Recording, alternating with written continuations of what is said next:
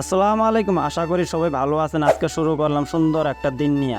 আমগো বালুগো বাজারে টনে টনে যে ফুলকপি গুলো আহে, কোন জায়গা থনা আহে চলেন ওই জায়গাতে আজকে যাইমু। ইনু আসি দিয়ে আইগল ফুলকপি, খালি ফুলকপি ক্ষেত আর ক্ষেত। ইনু এক গৃহস্থ ভাই দিয়ে ফুলকপি খেতে ডাং কাটতেছে, আরেক গৃহস্থ ভাইয়ের মুখের অবস্থা দিয়ে ভাই নিজেরই মায়া লাগতেছে, কি অবস্থা কাম করতেছে। বেলা বাজে 12টা। আরেকটা কথা কি জানেন, ফুলকপি ক্ষেত করা তো সহজ না। ফুলকপি ক্ষেতের বহুত পেতা পেতা আছে। মানুষের যদি গোল ব্যাডার বা টিউমার পাথর হয় তাহলে ডাক্তারের সময় দিয়ে 5 দিন 10 দিন পরে অপারেশন করা লাগবে। কিন্তু ফুলকপি গাছে সময় মতন ট্রিটমেন্ট না দেওয়া পাইলে কিন্তু ক্ষেত হবো না, কারণ ফুলকপি আবারটা হয়েছে ইমার্জেন্সি আবাদ। আমাকে এক ত্রিপুরা ভাই কমেন্ট করছে, ভাই তোমরা অনেক হিতা সিস্টেম বাগান চাষ করে। ভাই তোমার আমি হই, তুমি শুনো। প্রথমে এই গাছটাকে ধরে যে গাছের খুঁটিটি দেওয়ার কারণ হয়েছে কি জানো ভাই, গাছের খুঁটিটি দেওয়া মানে কারণ হয়েছে গাছটা যখন বড় হবো তখন গাছটা পড়ে যাবো না, হেলে হইলে কথাটা বুঝছো। আর 1 বিঘা মাটির মধ্যে 2 গাড়ি করে গোবর দেওয়া লাগে। বাগুনে পোকা মারতে মারতেন গৃহস্থের পোকা মরি যায়, তা বাগুনের পোকা মরে না ভাই। আজকে এই তৈরিতে আশা করি ভিডিওটা ভালো লাগলে একটা ফলো করবেন।